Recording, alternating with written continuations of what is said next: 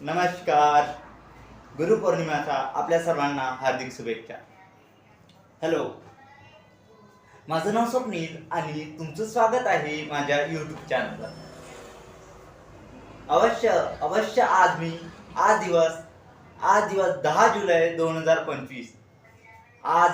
आज गुरुपौर्णिमा हा दिवस आपल्यासाठी अत्यंत आनंदाचा क्षण असतो.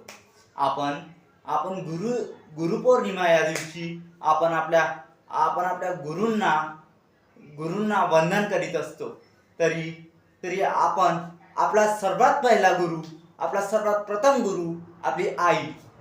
आपण आपल्या आईचा आशीर्वाद सर्वप्रथम घेतला पाहिजे.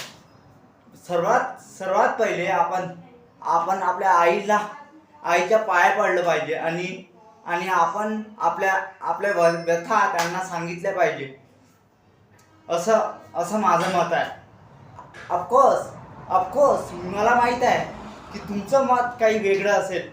तुम्ही तुमच्या आईबाबाविषयी, आईबाबा हे आपले पहिले गुरु आहे, म्हणून आपण आपल्या आईबाबाची आज्ञा पाळली पाहिजे आणि आपण आपल्या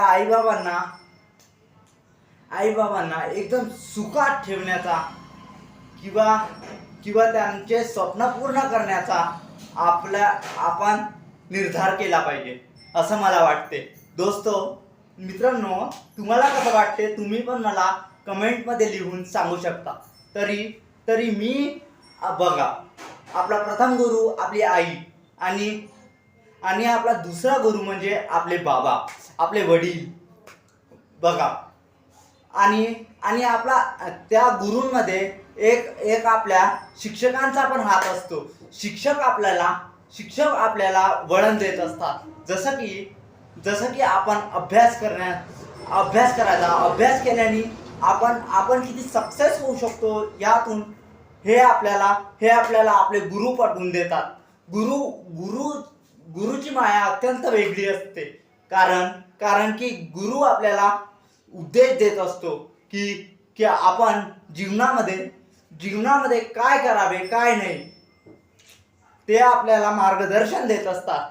म्हणून तर गुरु आपल्याला, म्हणून आपण काही वेगळं करण्याचा निर्धार करतो आणि आपण आपलं स्वप्न पाहायला सुरुवात करतो. ठीक आहे. Thank you friends.